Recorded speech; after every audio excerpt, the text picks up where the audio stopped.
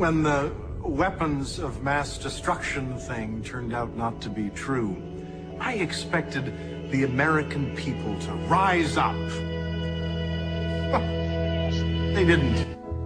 Then, when the Abu Ghraib torture thing surfaced, and it was revealed that our government participated in rendition, a practice where we kidnap people and turn them over to regimes who specialize in torture, I was sure then the American people would be heard from. We stood mute.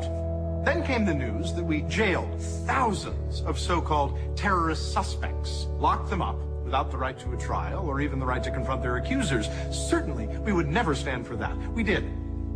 And now it's been discovered the executive branch has been conducting massive illegal domestic surveillance on its own citizens, you and me.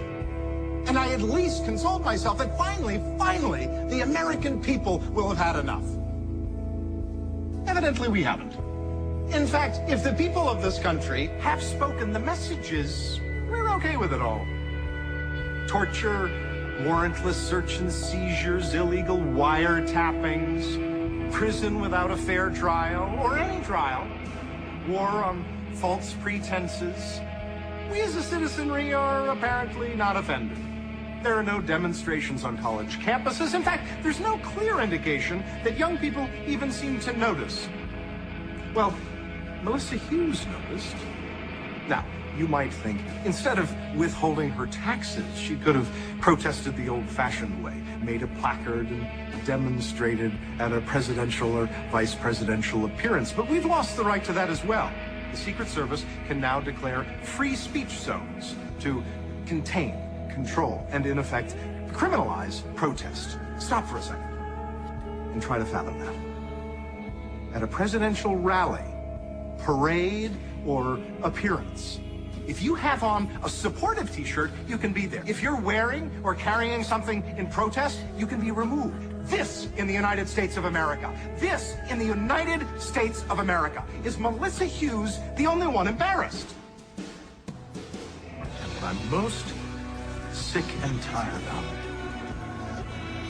is how every time somebody disagrees with how the government is running things, he or she is labeled un-American. Evidently, it's speech time. And speech in this country is free, you hack. Free for me, free for you, free for Melissa Hughes to stand up to her government and say, stick it. Objection. I object to government abusing its power to squash the constitutional freedoms of its citizenry. And God forbid anybody challenge it. They're smeared as being a heretic. Melissa Hughes is an American. Melissa Hughes is an American. Melissa Hughes is an American.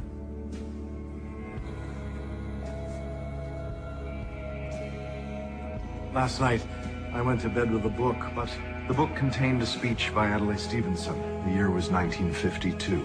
He said, "The tragedy of our day is the climate of fear in which we live, and fear breeds repression. Too often, sinister threats to the Bill of Rights, to freedom of the mind, are concealed under the patriotic cloak of anti-communism."